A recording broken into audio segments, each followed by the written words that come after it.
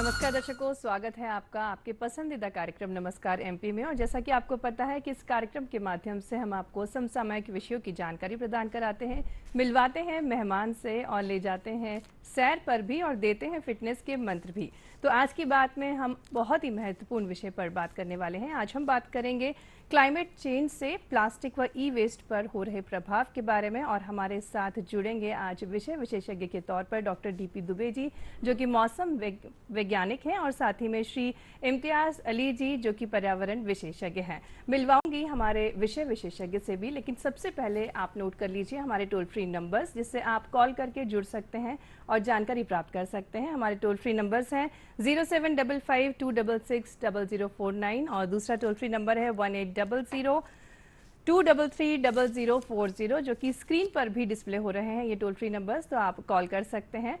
दर्शकों, तिथि बहुत महत्वपूर्ण है हमारे जीवन में और डेट को देखते ही हम दिन की शुरुआत भी करते हैं। नजर डालते हैं आज की तिथि पर।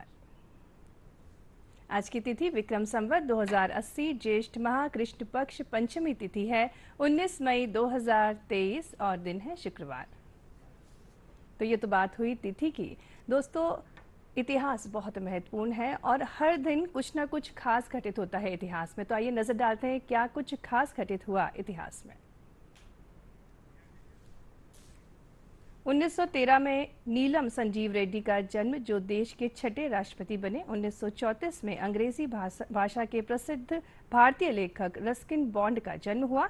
1979 में हिंदी के शीर्ष साहित्यकार हजारी प्रसाद द्विवेदी जी का निधन हुआ। 1980 में अमेरिका में हेलेना ज्वालामुखी फटने से 9 लोगों की मौत। देश के उत्तर पश्चिमी भाग में सुबह सवेरे हुई इस घटना के बाद अंधेरा छा गया। घटना में बहुत से लोग लापता भी हुए। और 2001 में एप्पल इंक ने अपने पहले 2 रिटेल स्टोर खोले। इनमें से एक वर्जीनिया में मैकलीन में और दूसरा कैलिफोर्निया के ग्लेनड्रेन में खोला गया। वहीं 2008 में भारत और चीन के बीच 2008 में नाथुला से व्यापार दोबारा शुरू हुआ। तो ये तो थी कुछ बातें इतिहास से जुड़ी हुई। दर्शकों, विचार बहुत महत्वपूर्ण है और एक विचार हमारा जीवन बदल सकता है। तो आइए नजर डालते हैं क्या कुछ खास है विचार में। प्रत्येक समस्या के 3 ही समाधान होते हैं: स्वीकार करो, बदलाव लाओ या उस पर से ध्यान हटा दो। समस्याएं सभी के जीवन में आती हैं और ये 3 अनूठे जो उपाय हैं कि स्वीकार कर लेना चाहिए या फिर बदलाव ले आना चाहिए, हमारे जीवन में बदलाव ले आना चाहिए या उससे ध्यान हटा देना चाहिए। अब दर्शकों, बात करेंगे आज की बात में। आज हम बात करने जा रहे हैं जलवायु परिवर्तन से प्लास्टिक व ई वेस्ट पर हो रहे प्रभाव के बारे में। और हमारे साथ स्टूडियो में आज विषय विशेषज्ञ के तौर पर हैं डॉक्टर डीपी दुबे जी, जो कि मौसम वैज्ञानिक हैं। बहुत बहुत स्वागत है सर आपका हमारे आज के इस कार्यक्रम में। साथ ही में हमारे साथ हैं पर्यावरण विशेषज्ञ श्री इम्तियाज अली जी। सर, बहुत बहुत स्वागत है आपका भी। सबसे पहले सर आपसे जानना चाहेंगे, आज क्लाइमेट चेंज की बात कर रहे हैं डीपी सर। कभी देखते हैं धूप है, कभी देखते हैं छाव है और कभी एकदम से बारिश, सीधे 43 डिग्री से एकदम से ठंडा हो जाता है मौसम। क्या कुछ कारण है इसके पीछे? देखिए, एक्चुअली जलवायु में तो परिवर्तन थोड़ा हो रहा है और सारे लोग जो एक्सपीरियंस कर रहे हैं कि थोड़ा सा चेंज आ रहा है, टेम्परेचर में थोड़ा सा बढ़ोतरी हो रही है। लेकिन बीच बीच में जो हमारा जो ऋतुएँ हैं उनमें भी परिवर्तन है। जैसे आप देखिए कि मैं एग्जाम्पल दूँ, पिछले महीने की बात देखें, अगर अप्रैल में जनरली गर्मी शुरू हो जाती है, इस बार अप्रैल में गर्मी शुरू नहीं हुई ज़्यादा। Even first week of May तक जो है ज़्यादा गर्मी नहीं थी, बारिश भी हो रही थी बीच बीच में। अब थोड़ा सा गर्म होना शुरू हुआ है तो बीच में अब काफ़ी जगह ज़्यादा गर्मी पड़ रही है। तो ये जो वेरिएशन जो है, ये जो अब थोड़े से जो बढ़ रहे हैं एक्चुअली, और इसका कुल मिला के कारण ये है कि जो एटमॉस्फेयर में जो है चेंजेज आ रहे हैं, जलवायु में थोड़ा सा परिवर्तन हो रहा है। उसके कारण जो वायु में जो उसकी जो हवा की दिशा, गति, टेम्परेचर, इसमें थोड़ा चेंजेज आ रहे हैं। और इस चेंज आने के कारण जो है हमारा जो वेदर जो है वो काफ़ी फ्लक्चुएट हो रहा है। अब जो बरसात की बात करें तो ये मोस्टली अगर आप देखें अप्रैल में क्या होता है कि एक चक्रवात बनता है एक अरब सागर में, बंगाली खाड़ी में। उसकी वजह से एक्चुअली ये तमिलनाडु और केरला वगैरह और कर्नाटक के एरिया में बारिश होती है, हमारे यहाँ बारिश नहीं होती। इस बार क्या हुआ, वो पैटर्न चेंज हो गया। ये जो ऊपर उड़ीसा के पास बन गया और यहाँ गुजरात के पास बन गया। अब दोनों तरफ से मॉइस्चर आ रहा था तो नेचुरली अपने यहाँ बारिश होना शुरू की। और ये ऐसी बारिश है कि मतलब ये कि उसने तापमान गिरा दिया। कहीं कहीं तो शुरू तो ये था कि किसानों की जो फसल खड़ी थी वो काटना मुश्किल था। तो ये जो चेंजेज आ रहे हैं उसके कारण तो बहुत हैं, लेकिन मेन ये है कि हम जो पॉल्यूशन कर रहे हैं, जो पॉल्यूशन बढ़ रहा है, वो एक फैक्टर है जो हमारे वेदर को अफेक्ट कर रहा है, और वो कहीं ना कहीं जो है उसका नुकसान भी हमको देखने को मिल रहा है। बिल्कुल सर, डीपी सर बहुत अच्छे से आपने बताया, मौसम से जुड़ा हुआ है हमारा जीवन। और भी चीज़ें आपसे जानेंगे। इम्तियाज़ सर हैं। इम्तियाज़ सर, आज ई प्लास्टिक की भी हम बात कर रहे हैं। क्लाइमेट चेंज से क्या कुछ प्रभाव पड़ रहा है ई प्लास्टिक पर? सबसे पहले ई प्लास्टिक क्या है सर? देखिए, ई वेस्ट और प्लास्टिक वेस्ट ये एक ऐसी समस्याएं वर्तमान में हमारे समाज में देखने को मिली हैं कि जिनकी वजह से कचरे के अंदर बढ़ोतरी हुई है, और कहीं ना कहीं क्लाइमेट चेंज पे इस प्लास्टिक का और इलेक्ट्रॉनिक कचरे का प्रभाव देखने को मिला है। इसी को देखते हुए माननीय प्रधानमंत्री जी ने 19 तरह के वन यूज़ प्लास्टिक को बैन किया है कि इनके उपयोग से जो हमारे स्वास्थ्य पर, हमारे पर्यावरण पर, हमारी धरती पर जिसका प्रभाव पड़ रहा है वो था। साथ ही क्या होता है, अनजाने में ही हम प्लास्टिक को जला देते हैं। बिल्कुल। अब देखते हो तीखी सी एक गंध उस प्लास्टिक के अंदर से आती है जो कि फेरॉन और डायक्सिन है। ये दो ऐसी जहरीली गैसेस हैं कि इसके संपर्क में आने से मनुष्य में लगभग 32 तरह के कैंसर होते हैं। और धरती पर जो तापमान जो आज बढ़ रहा है, जो भी आपने बात की कि सर्दी में गर्मी, गर्मी में बारिश, तो ये इन गैसेस के पर्यावरण में आने से और धरती का तापमान बढ़ने से और फ्यूरॉन और डायक्सिन के मौजूदगी में स्वास्थ्य पे तो इसका असर पड़ ही रहा है, साथ ही जो पर्यावरण पर इसका असर पड़ा है, इसके लिए अंतर्राष्ट्रीय स्तर पर चर्चाएं हुई। और माननीय प्रधानमंत्री जी ने 2027 तक भारत में कार्बन इमिशंस को कम करने के लिए जो कवायद किए हैं, उसी कवायद का परिणाम है कि हमने 19 तरह के सिंगल यूज प्लास्टिक को बैन किया है। साथ ही स्वच्छ भारत मिशन अर्बन और स्वच्छ भारत मिशन ग्रामीण के अंतर्गत जो भी हमारे घरों से कचरा निकलता है, क्योंकि देखिए कचरे की भी क्वांटिटी दिन ब दिन बढ़ती जा रही है। पहले भोपाल में अगर मैं बात करूं कि प्रति व्यक्ति प्रतिदिन 250 ग्राम कचरा उत्सर्जित करता था, वह आज बढ़कर लगभग 350 ग्राम हो रहा है, और 2027 आते आते वो 600 से 700 ग्राम हो जाएगा। तो कचरे में भी बढ़ोतरी हुई है। तो कचरे में बढ़ोतरी होने से इसमें जो केमिकल रिएक्शंस हुई हैं, उसकी वजह से भी धरती का तापमान बढ़ा है और पर्यावरण प्रदूषित हुआ है। तो कचरे का बेहतर तरीके से प्रबंधन हो, इसके लिए केंद्र शासन ने और पॉल्यूशन कंट्रोल बोर्ड ने अलग अलग कार्य योजना बनाई है। उन्हीं कार्य योजनाओं पर प्लास्टिक कचरा और इलेक्ट्रॉनिक कचरा, इन दोनों पर काम होना प्रारंभ हुआ है। नए नए प्रकल्प इसके अंदर बने हैं और इन प्रकल्पों पर काम होना प्रारंभ हुआ है। आज के ही दिन पूरे देश में, बल्कि मैं भोपाल की अगर बात करूं तो 7 जगह पर हमारे यहाँ जो है 3R कार्यक्रम किए जा रहे हैं, रिड्यूस, रिसाइकल एंड रिड्यूस। इस पर हमें काम करना है। तो इन्हीं चीज़ों पे काम करने के लिए आपके घर में जो भी ऐसा कचरा है जो आपके काम का नहीं है, चाहे वह इलेक्ट्रॉनिक कचरा हो, चाहे वह प्लास्टिक हो, वो लाकर हमारे उस सेंटर पर दीजिए। उससे आपको राशि भी मिलेगी, साथ ही उस प्लास्टिक या उस इलेक्ट्रॉनिक कचरे के आपके घर में रहने से क्या उसके दुष्प्रभाव हो रहे थे, उससे भी हम अवगत कराएं और साथ ही एक प्रमाण पत्र भी उनको जारी करें, ताकि लोगों में जागरूकता आए और वो कचरे का प्रबंधन करने में नगरीय निकायों को, पंचायतों को सहयोग कर सके। बिल्कुल सर, आपने बहुत अच्छे से बताया, और शासन और प्रशासन पूरी तरीके से अपनी जिम्मेदारी निभाने के लिए तैयार है। और जैसा कि हमने बताया 19 तरीकों की प्लास्टिक पर बैन लगाया गया है। साथ ही साथ पृथ्वी का तापमान बढ़ रहा है। डीपी सर, जो पृथ्वी का तापमान बढ़ रहा है, इससे पूरा सारा जो क्लाइमेट है वो पूरा हिल गया है। तो पृथ्वी के तापमान के बारे में बताइए सर कि क्या कुछ चेंजेस और आ रहे हैं। और जैसा कि हमें पता है कि सन 2020 में सबसे ज़्यादा स्टॉर्म्स आए हैं, सबसे ज़्यादा परिवर्तन देखा गया है क्लाइमेट में, उसके बारे में सर जानना चाहेंगे। देखिए, इसका जो मेन काज तो जैसे मैं बताया कि जो पॉल्यूशन बढ़ रहा है, ग्रीन हाउस गैसेज ज़्यादा बढ़ रही हैं एटमॉस्फेयर में, वो इसको टेम्परेचर्स को बढ़ा रही हैं। टेम्परेचर से बढ़ेंगे तो ग्लेशियर्स पिघलेंगे, ग्लेशियर पिघलेंगे तो समुद्र का जो सी लेवल है वो बढ़ेगा। सी लेवल बढ़ेगा तो अगर आपने देखा होगा कि कुछ आइलैंड्स वो सबमर्ज हो रहे हैं पानी के अंदर। अभी अगर ये ट्रेंड चलता रहा तो अगले 50 साल में देखिए बॉम्बे वाला एरिया अपना तो समुद्र के अंदर जाएगा, पाकिस्तान का कराची वाला एरिया जाएगा, और बांग्लादेश के जो सुंदरबन की तरफ के जो छोटे छोटे आइलैंड्स हैं वो सबमर्ज हो जाएंगे। तो इसके लिए जो सारे लोग चिंतित हैं, इवन हमारे देश के आसपास के नहीं और दूसरे देशों के भी आइलैंड्स वगैरह सबमर्ज होते होना शुरू हो गए हैं। तो अब सवाल ये है कि इसको कैसे क्या किया जाए। तो इसलिए क्योंकि ये कंट्री का ये नहीं है, ये पूरे दुनिया भर के देश हैं उसमें शामिल हैं।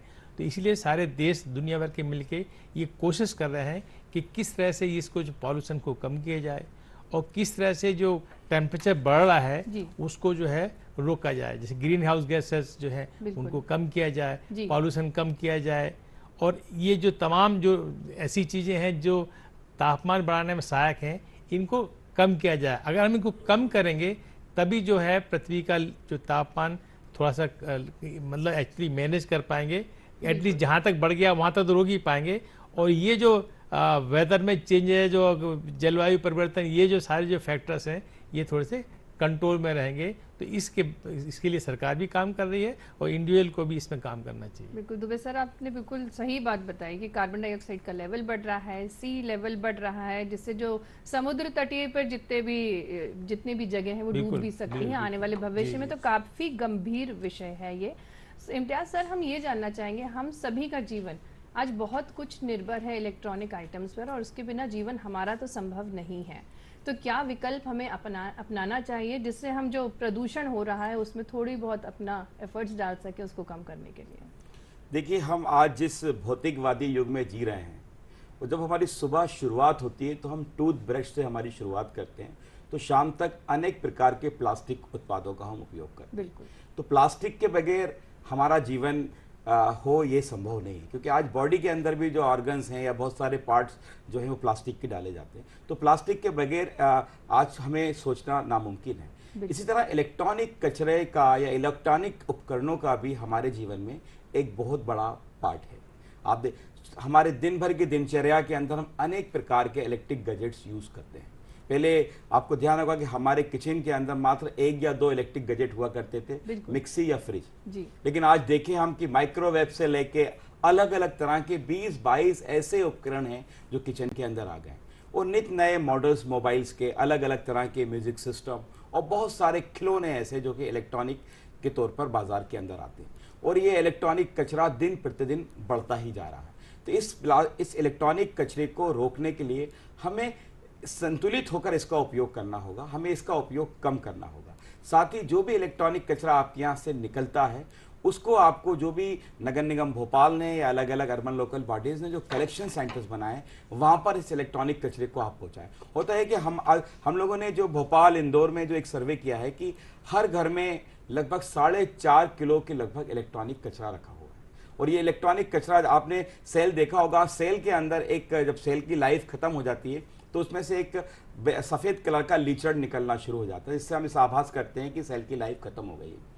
इसी प्रकार से जो हमारे घरों में पुराने इलेक्ट्रॉनिक उपकरण रखें, पुराने फ्रिज रखें, एसी रखें, हमारे टैप रिकॉर्डर रखे हुए हैं, वीसीपी वीसीआर रखे हुए हैं, इसमें भी केमिकल रिएक्शन हो रही है। अगर कोई भी उपकरण, इलेक्ट्रॉनिक उपकरण ऐसा जिसको आप 90 दिन से अधिक समय उपयोग नहीं करते हैं, तो उसके अंदर केमिकल रिएक्शन शुरू हो जाती है, और वो केमिकल रिएक्शन के फलस्वरूप उस घर में फेरॉन और डाइक्सिन का जो लेवल होता है वो बढ़ जाता है, और हमें पता ही नहीं चलता कि इसमें से फेरॉन डाइक्सिन निकल रहा है। इसीलिए भारत सरकार ने जो इलेक्ट्रॉनिक कचरे के लिए जो रूल्स 2016 बनाए हैं, उसमें कहा गया है कि आप अपने घरों से में जो भी इलेक्ट्रॉनिक कचरा ऐसा है जिसका आप उपयोग नहीं कर रहे, उसको तत्काल निकालें। और हर शहर के अंदर नगर निगमों के माध्यम से कलेक्शन ड्राइव और कलेक्शन सेंटर बनाए गए हैं, ताकि वहां पर लाके इस इलेक्ट्रॉनिक कचरे को आप दें। इस इलेक्ट्रॉनिक कचरे को यहाँ से पूरा कलेक्ट करके हम रिसाइकलिंग के लिए भेजते हैं, जहाँ पर इस पूरे कचरे को बारीक पाउडर के अंदर कन्वर्ट करके इसमें से मेटल रिकवर किए जाते हैं। इसके अंदर प्लेटिनियम, गोल्ड, अलग अलग तरह के 19 तरह के मेटल निकलते हैं। तो मेरा आपके इस मंच के माध्यम से अनुरोध है कि यदि हमें और आपको मिलकर जलवायु परिवर्तन को रोकना है, और जो धरती माँ का तापमान जो बढ़ रहा है, जो टेम्परेचर बढ़ रहा है, इसको अगर रोकना है, तो आप नगरीय निकायों को, पंचायतों को कचरा प्रबंधन में, इलेक्ट्रॉनिक कचरे के मैनेजमेंट में, प्लास्टिक कचरे के मैनेजमेंट में सहयोग करें। क्योंकि जन और तंत्र के बीच में बहुत बड़ा गैप है। मात्र 2% हमारे पास तंत्र है और 98% हमारे पास जन है।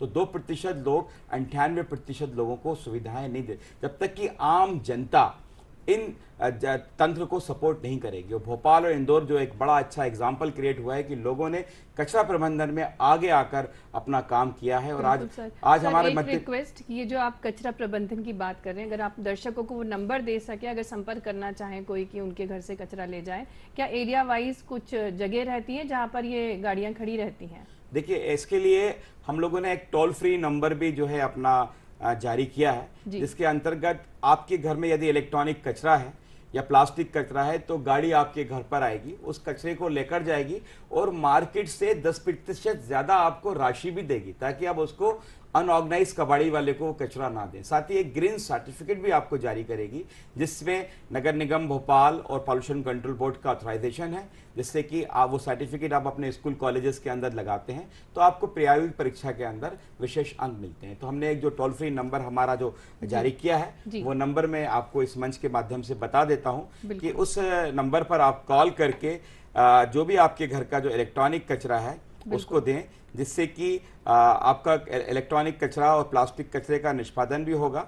साथ ही जो भी कचरा हम आपके यहाँ से इकट्ठा करेंगे उस कचरे का साइंटिफिक डिस्पोजल होगा। ये नंबर बिल्कुल दर्शकों बहुत अच्छी जानकारी दे रहे हैं इम्तियाज जी, क्योंकि बहुत महत्वपूर्ण है। घर में बहुत सारी चीज़ें पुरानी रहती हैं, कई बार फ्रिज, एसी जो यूज़ में नहीं आ रहे हैं, मोबाइल ख़राब हो जाता है तो हम उसको इकट्ठा करके रख देते हैं, लेकिन उसमें गैसेस फॉर्म होती हैं और वो गैसेस काफ़ी हानिकारक होती हैं, ना सिर्फ हमारे घर के लिए बल्कि पूरे पर्यावरण को दूषित करती है।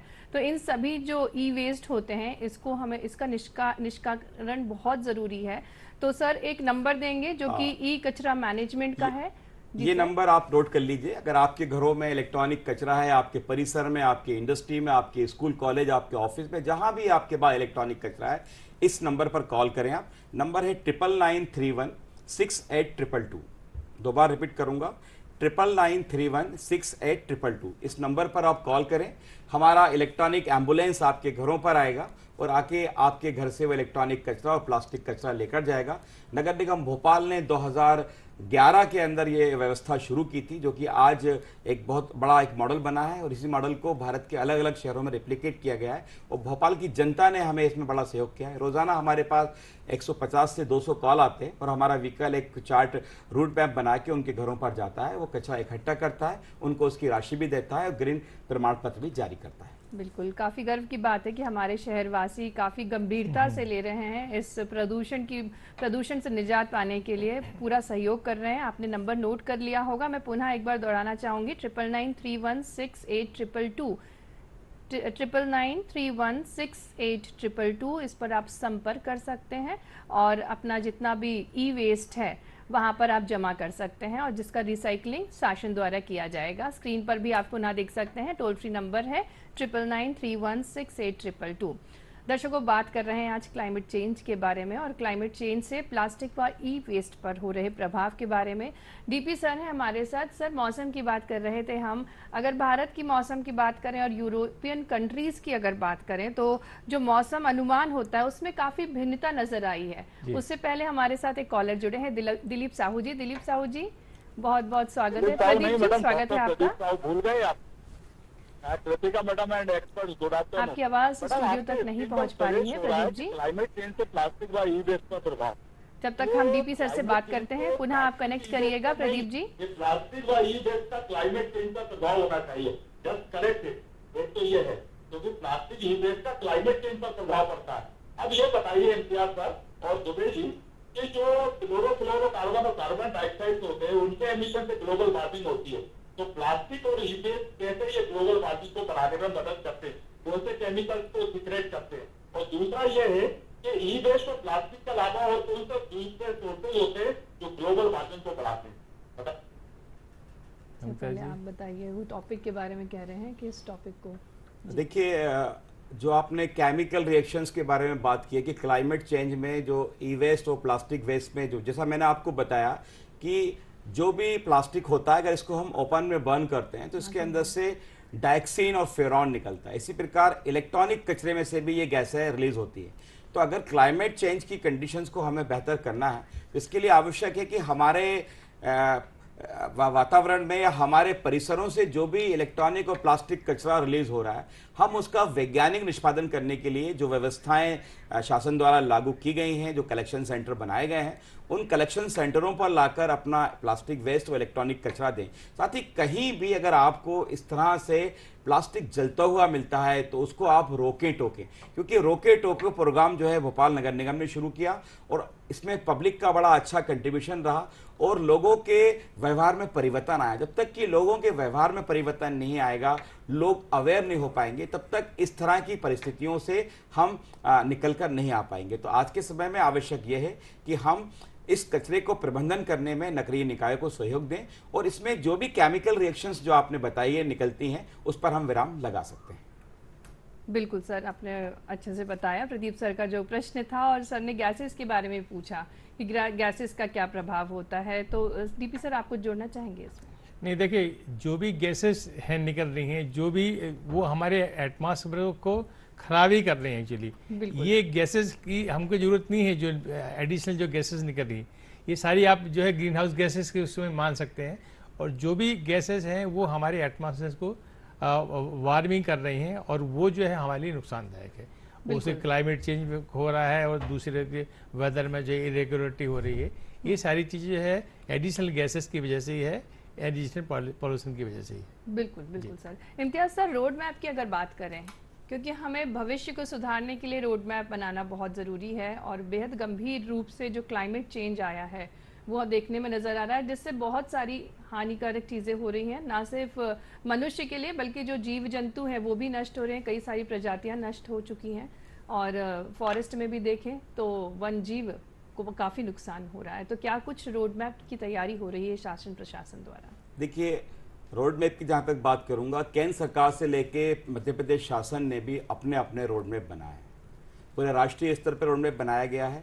प्लास्टिक वेस्ट मैनेजमेंट पॉलिसी 2016 2009 में आई, फिर 2011 में आई, फिर 2016 में आई। इसी प्रकार इलेक्ट्रॉनिक कचरे की पॉलिसी 2011 में आई और 2016 में पुनः आई।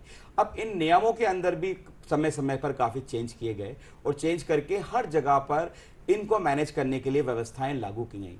भारत सरकार ने स्वच्छ भारत मिशन प्रारंभ किया। इस स्वच्छ भारत मिशन का प्रभाव ये रहा कि कचरे का समुचित व्यवस्था से कलेक्शन होना शुरू हुआ, उसका साइंटिफिक डिस्पोजल होना शुरू हुआ।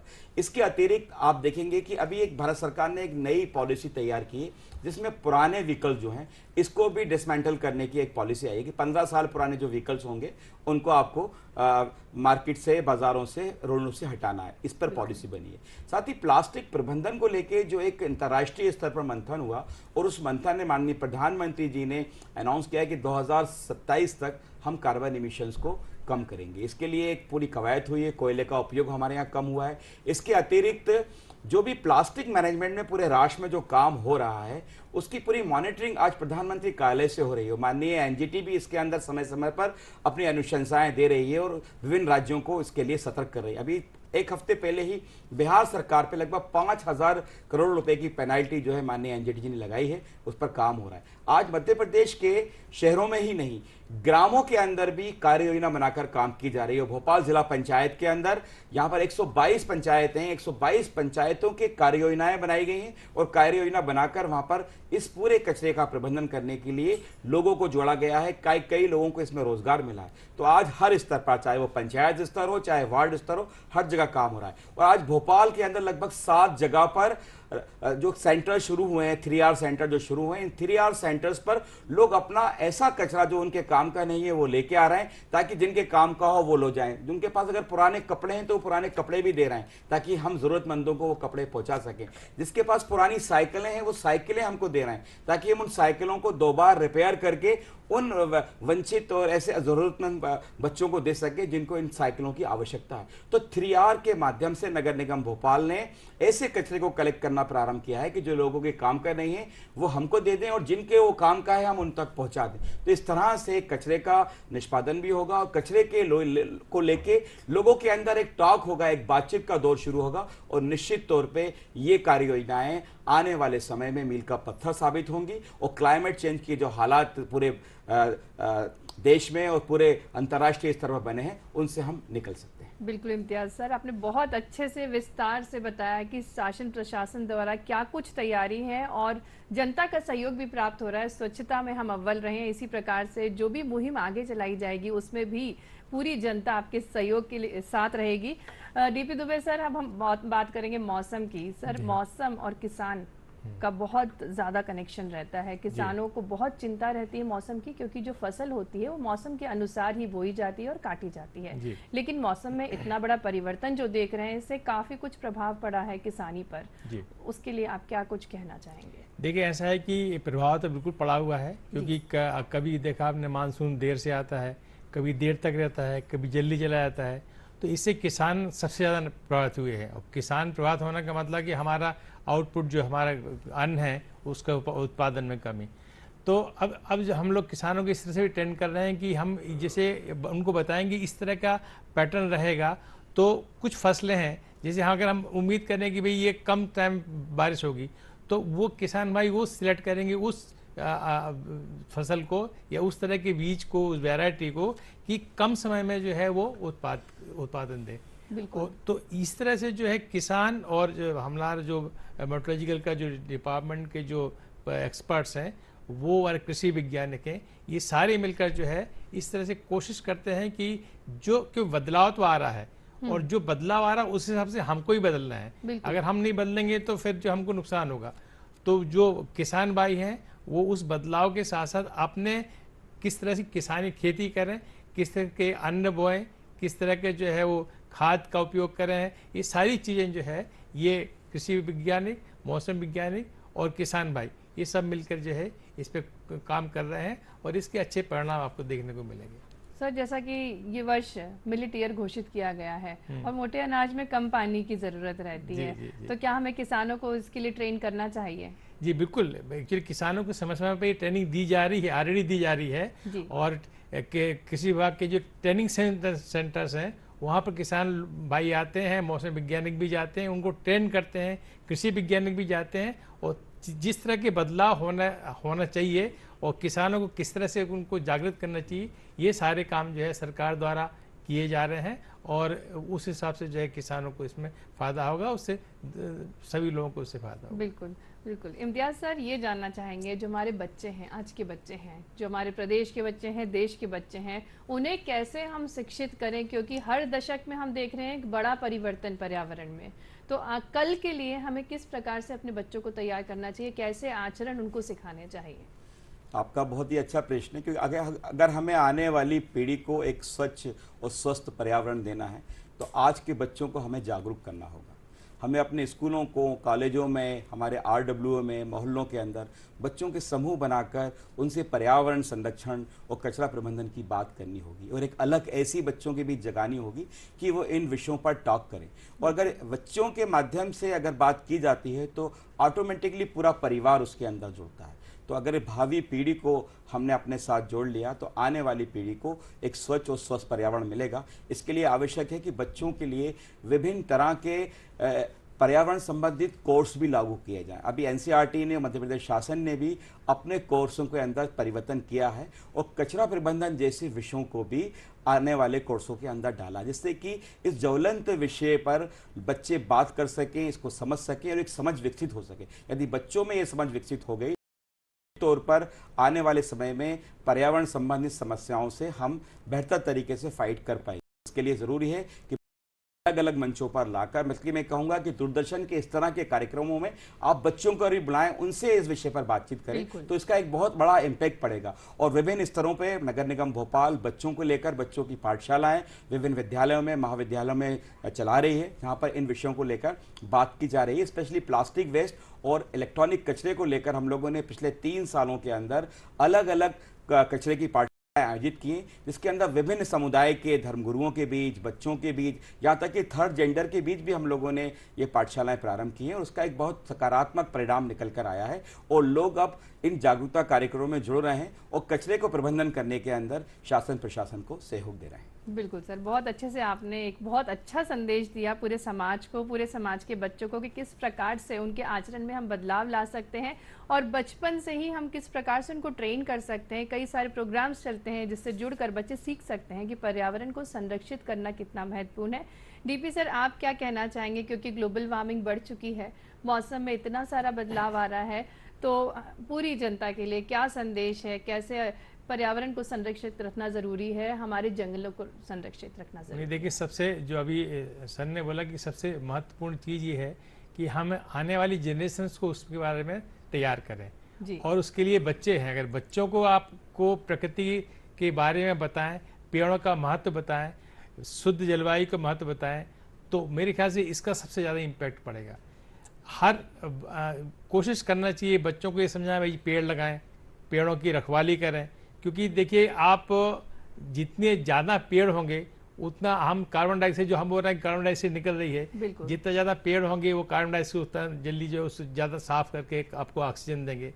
पेड़ हमारे जीवन के लिए बहुत महत्वपूर्ण है। बिल्कुल। और पेड़ों जहाँ पेड़ ज़्यादा होंगे वहाँ का क्लाइमेट भी चेंज होगा। वहाँ का देखिए आप जहाँ पेड़ ज़्यादा वहाँ टेम्परेचर कम मोस्टली आपको पाया जाता है। बिल्कुल। तो ये बहुत ज़रूरी है कि हम जो है बच्चों को समझाएं। बकाया सब लोगों को तो समझाना ही चाहिए, लेकिन सबसे ज़्यादा इम्पैक्ट बच्चों पर पड़ेगा। अगर बच्चों को अगर ये सारी चीज़ों के बारे में पता है, क्लाइमेट चेंज क्या होता है, कितना नुकसान होता है, उससे हम कैसे बच सकते, इंडिविजुअल हम लोग क्या कर सकते हैं, इसलिए तो वो अगर हम जो करें और बच्चों को के माध्यम से करें तो वो इसका बहुत ज़्यादा इम्पैक्ट पड़ेगा। और मेरे ख्याल से क्लाइमेट चेंज जैसी बात है जिसपे हम बार बार बात कर रहे हैं, उसको कंट्रोल करने में उसको हम लोग ज़्यादा कुछ कर पाएंगे इसके लिए। बिल्कुल बिल्कुल। इम्तियाज़ सर, एक और बहुत महत्वपूर्ण प्रश्न कि बहुत बड़ी जो कंपनीज होती हैं वहाँ काफ़ी ज़्यादा इलेक्ट्रॉनिक चीज़ों की ज़रूरत होती है और वे काफ़ी ज़्यादा मात्रा में इलेक्ट्रॉनिक उत्पाद खरीदते हैं। तो जो अब बनते हैं इलेक्ट्रॉनिक उत्पाद, तो उनकी रिसाइकलिंग के लिए क्या कुछ ट्रेनिंग दी जाती है या कंपनी वालों को बताया जाता है, उसके बारे में थोड़ा हमारे दर्शकों को बताएं। देखिए, जो ई वेस्ट मैनेजमेंट पॉलिसी 2016 है उसमें स्पष्ट ये कहा गया है कि जो भी ब्रांड हैं या जो भी ऐसी कंपनीज हैं कि जो अपने इलेक्ट्रॉनिक उपकरण बनाते हैं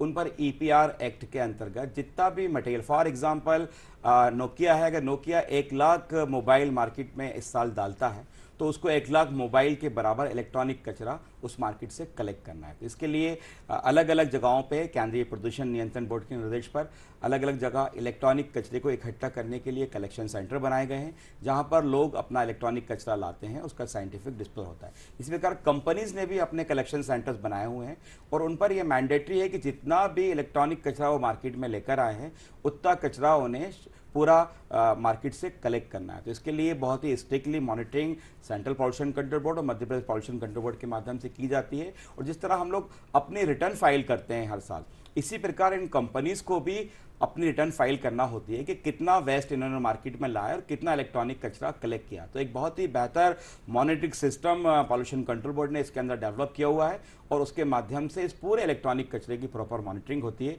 लेकिन आज भी बड़ा दुर्भाग्य है कि शहरी क्षेत्रों में जो कचरा निकलता है इलेक्ट्रॉनिक कचरा, उसका 90% भाग अनऑर्गेनाइज सेक्टर में जा रहा है और भारत सरकार और विभिन्न पॉल्यूशन कंट्रोल बोर्ड इस पर अपना काम कर रहे हैं। और आने वाले समय के अंदर मध्य प्रदेश के अंदर भी कई इलेक्ट्रॉनिक कचरे की रिसाइकलिंग फैसिलिटी डेवलप होगी, जिसके माध्यम से संपूर्ण तौर पर इलेक्ट्रॉनिक कचरे का कलेक्शन और उसका निष्पादन होगा। तो तमाम कंपनियों पर यह नियम लागू है और वो अपने अपने स्तर पर इस कार्य को अंजाम दे रही हैं। जी, बहुत अच्छी जानकारी आपने हमारे दर्शकों को दी।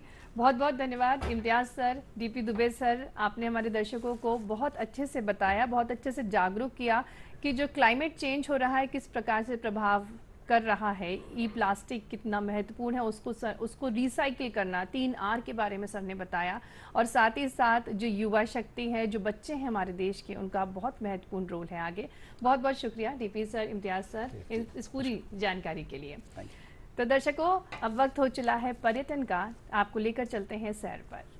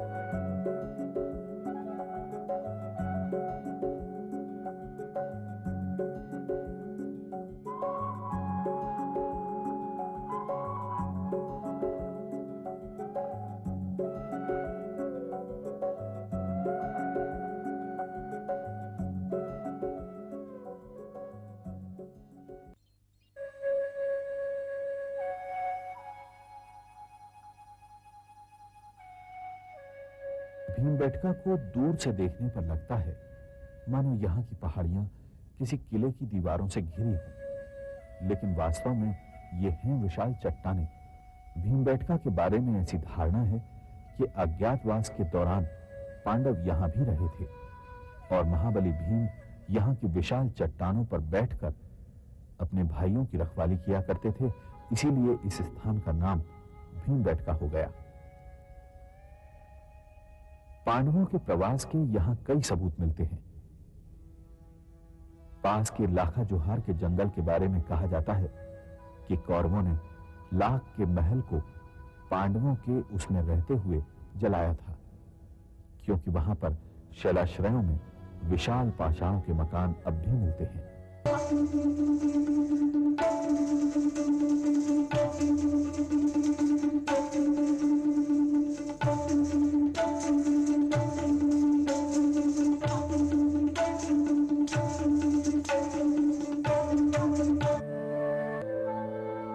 इतिहास पर यकीन किया जाए तो यहां सबसे प्राचीन शैलचित्र मध्याश्म युग के हैं।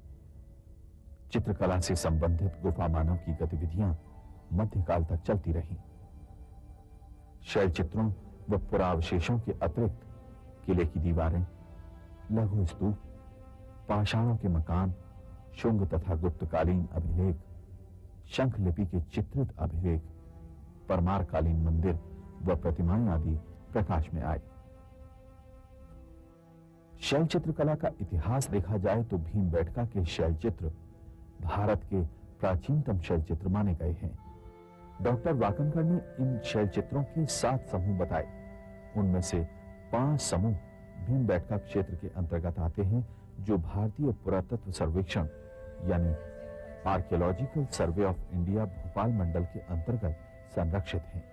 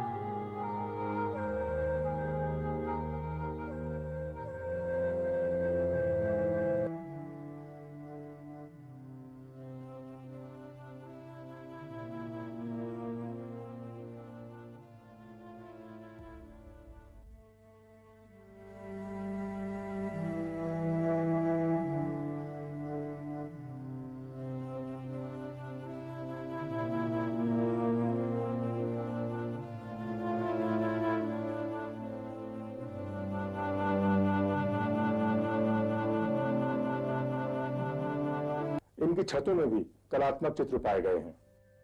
सर्वेक्षण के अंतर्गत इस क्षेत्र में लगभग 750 शैलाश्रयों की खोज की गई है, जिनमें लगभग 500 शैलाश्रयों में विभिन्न युगों के चित्र हैं। ये शैलचित्र जंगली पेड़ पौधों से ढके रहने के कारण ही आज सुरक्षित रूप से देखे जा सकते हैं। ये शैलचित्र प्रमुख रूप से लाल गेरू, सफेद खड़िया और हरे रंग से बनाए गए हैं।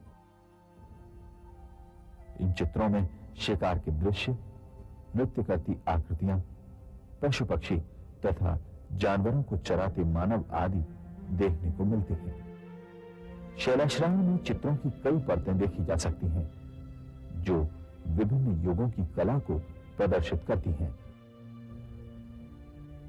इन चित्रों का वर्गीकरण मध्याश्म, ताम्राश्म तथा इतिहास युगीन वर्गों में किया गया है।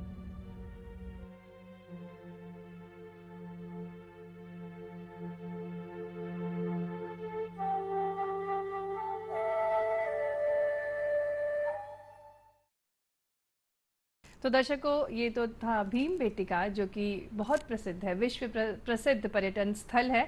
अब दर्शकों, हम आपको मिलवाने जा रहे हैं हमारे मेहमान से। हमारे मेहमान हैं आज बहुत ही खास, बहुत ही जाने माने सोशल मीडिया इन्फ्लुएंसर।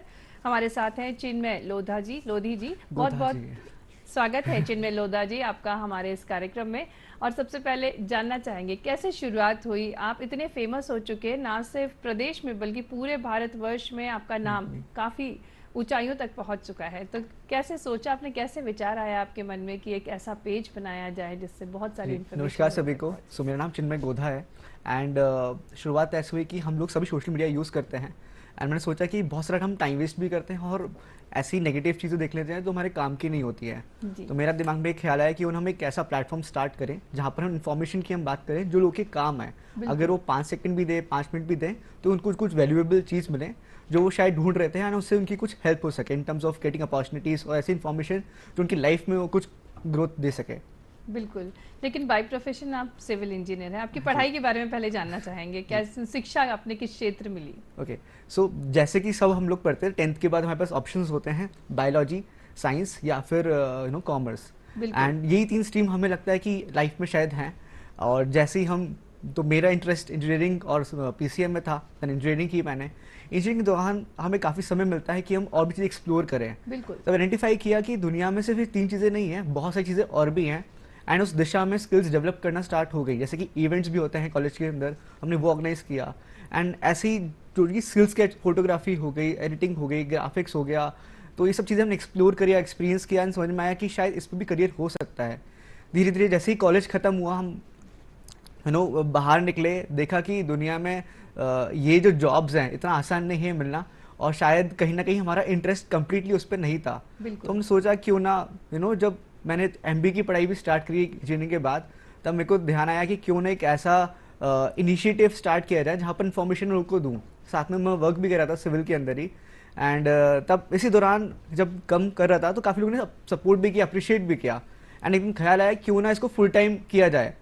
बट उस समय ये नहीं पता था कि इसमें मेरी अर्निंग कैसे होगी। बट धीरे धीरे आप स्किल्स डेवलप करिए, लोग आपको अप्रोच करेंगे एंड उन स्किल्स के साथ आप अपनी वेलबींग या अपनी लाइफ को भी आगे चला सकते हैं। बिल्कुल चिन्मय, लेकिन बचपन में आपने कुछ और सपने देखे होंगे, पेरेंट्स ने कुछ और सपने देखे होंगे, क्योंकि सिविल इंजीनियरिंग भी इतना आसान नहीं है करना। तो उसके बारे में बताइए। ये तो आपने बताया कि किस प्रकार से आपने सक्सेस पा ली अपनी मेहनत से, अपनी चीज़ों को जानकर, लेकिन बचपन में क्या सपने थे आपके?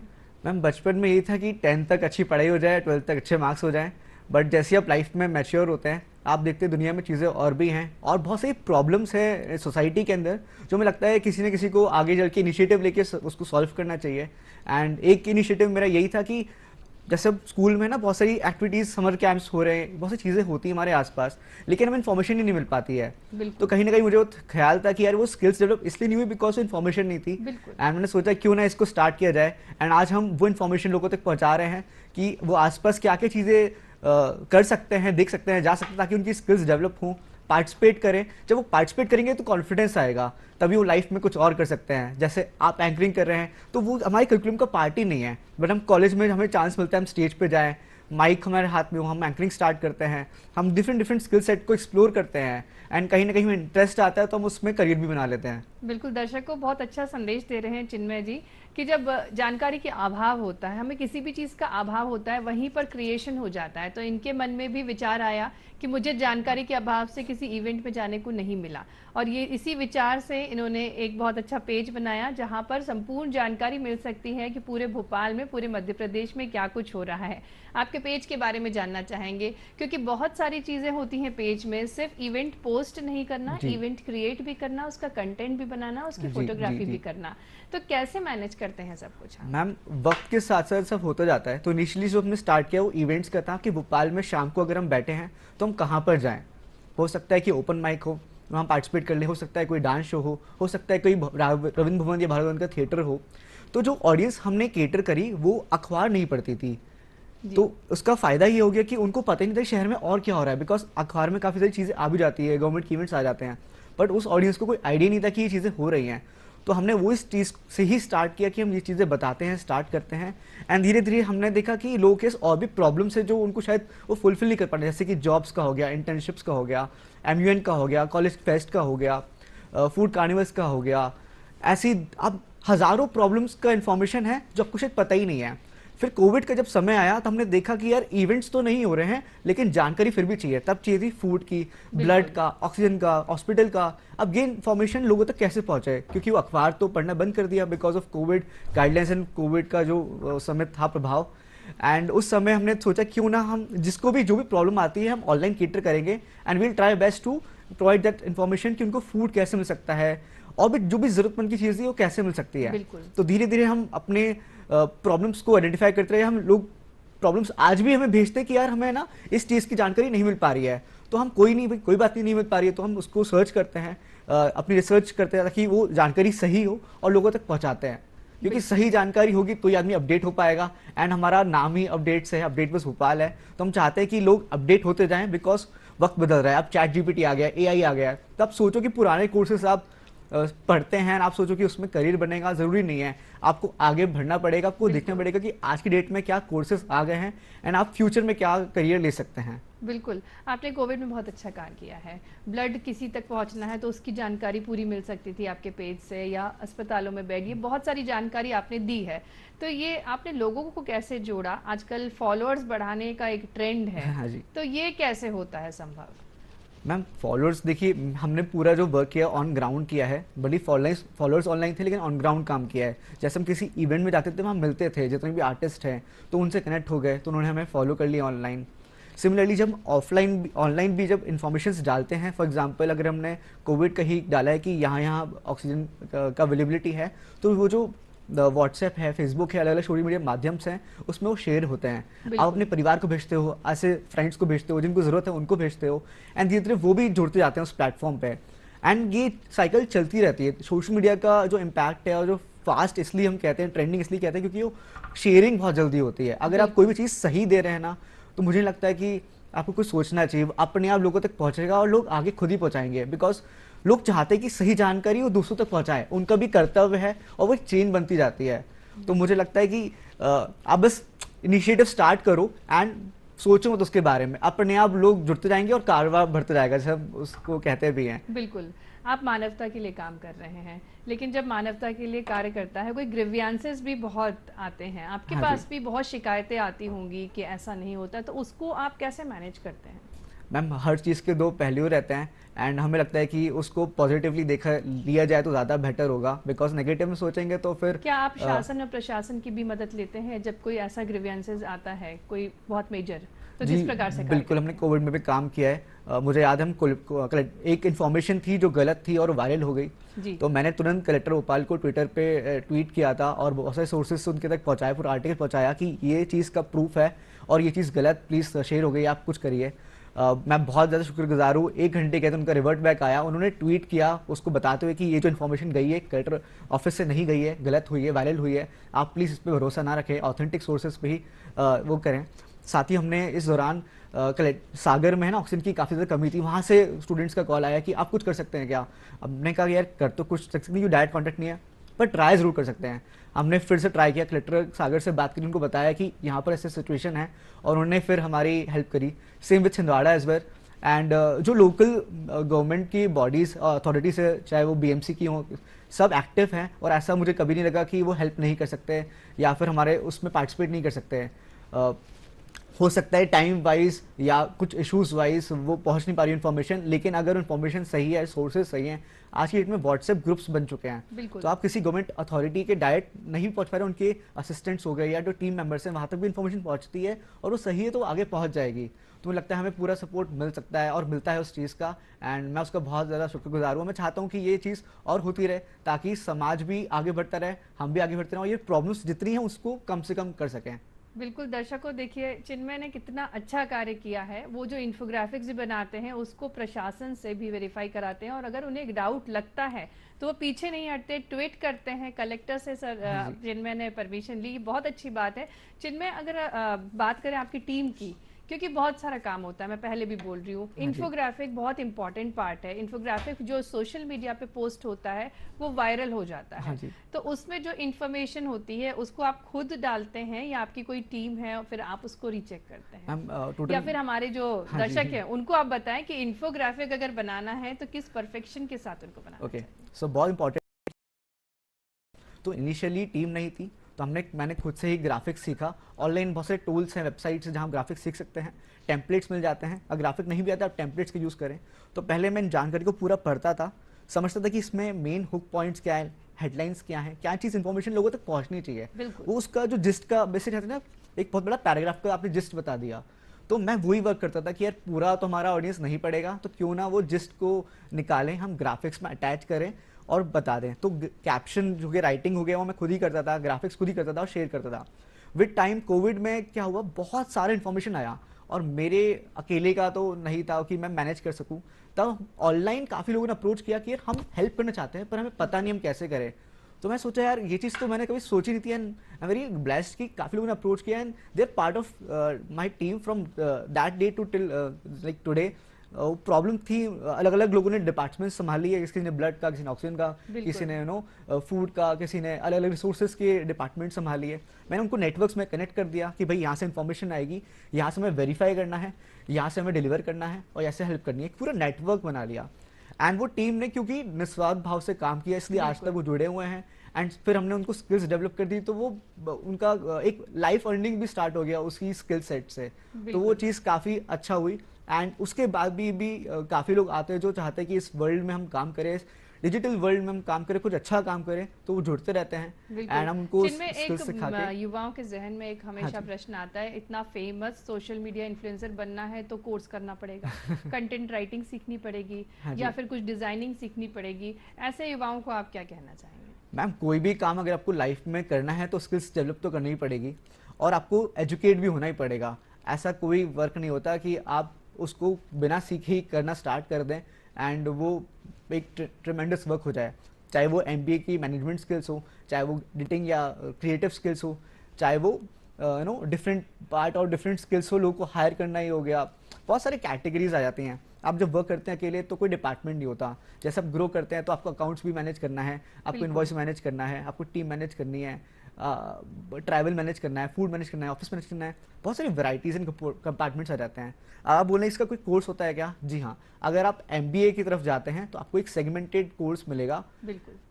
एक तो एक पूरा पैटर्न होगा, सब पूरा कोर्स करके ग्रेजुएशन करते हैं और पूरा बाहर निकलते हैं। एक हो गया आजकल फ्रीलांस वर्क स्टार्ट हो गया है, आपको सिर्फ ग्राफिक में करना है। अब ग्राफिक के भी दोनों तरीके हैं, कोर्सेज भी अवेलेबल है ऑनलाइन और ऑफलाइन, मतलब आप बिना उसके भी ऑनलाइन सीख सकते हैं। ऑनलाइन बहुत सारे यूट्यूब पे जाते हैं आप या कोई भी वेबसाइट्स पे आते हैं तो बहुत सारे फ्री वाली बेसिस भी है।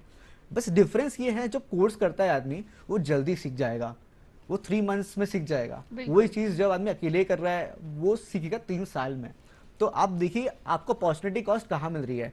अभी जब AI आ गया और आप 3 साल लगा रहे हो सीखने के लिए, फिर तो बहुत डिफिकल्ट है कि आप कितना रिसर्च करते हो? आपको तो बहुत सारा ज्ञान है, सोशल मीडिया का पूरा ज्ञान है। मुझे लगता है ब्लॉग की बात करें, ट्रैवल ब्लॉग्स की या फूड की बात करें, सभी की जानकारी आपके पास भरपूर है। तो रिसर्च आपका कितना रहता है? आप अपनी खुद की तैयारी कैसे करते रहते हैं? मैम रिसर्च ऐसा है कि आप डेली पढ़िए नई नई चीज़ क्या आ रही है, हो क्या रहा है, और सारे सोर्सेज को पढ़िए। एंड ऐसा नहीं कि वो सही हो सकते हैं, आप खुद का भी एक बार सोच लगे क्या ये सही है क्या ये गलत है। हो सकता है कि उसका टेक्निकल आदमी से आप कनेक्ट हो जाओ। जैसे अभी सर आए थे, उन्होंने एनवायरनमेंट की बात करी, तो मुझे शायद डाउट होगा तो मैं उनसे पूछूंगा, सर मैंने ये चीज़ पढ़ी है, ये मैं करना चाहता हूँ और ये चीज़ आपके हिसाब से क्या इसका आंसर है। अब क्योंकि वो एक्सपर्ट है उसका वो रिप्लाई दे पाएंगे। तो हमेशा मैंने यही किया है कि उन एक्सपर्ट से कनेक्ट किया है, चाहे वो रेडियो इंडस्ट्री की फील्ड में हो, चाहे वो डिजाइनिंग फील्ड में हो, सबके एक्सपर्ट्स के साथ कोलैबोरेट कर लिया। हमारे दर्शकों को क्या संदेश देना चाहेंगे, खासकर जो सोशल मीडिया इन्फ्लुएंसर बनना चाहते हैं? संक्षिप्त में उनको एक संदेश। आज के ज़माने में हर व्यक्ति जो अपने इन्फॉर्मेशन या जो अपनी जानकारी को लोगों तक पहुंचा रहा है वो इन्फ्लुएंसर है कहीं ना कहीं। अब इम्पॉर्टेंट ये है कि वो कितनी सही जानकारी पहुंचा रहा है। तो मैं ये कहूँगा कि आप एजुकेट हो उस फील्ड के अंदर और साथ में उस जानकारी जो आपके पास है उस पर आप डेवलप करते जाएं, सही होनी चाहिए एंड उसके बारे में डेली पढ़ते जाएं, बिकॉज चेंज हो रहा है। आपको अपडेट, जैसा हमारा नाम है, आपको अपडेट होना पड़ेगा। जो आज आप पढ़ रहे हैं वो शायद कल पुराना हो जाएगा। बिल्कुल। तो ऐसा बिल्कुल ना करें, आप डेली उसके बारे में पढ़ें एंड अपडेट होते रहें। बिल्कुल चिन्मय जी, बहुत अच्छी जानकारी आपने हमारे सभी दर्शकों को दी, बहुत बहुत धन्यवाद। तो ये तो थे हमारे आज के मेहमान, बहुत ही जाने माने सोशल मीडिया इन्फ्लुएंसर। दर्शकों, उम्मीद करेंगे आज का कार्यक्रम आपको काफ़ी पसंद आया होगा। इसी के साथ मैं आपसे लूँगी इजाज़त। नमस्कार।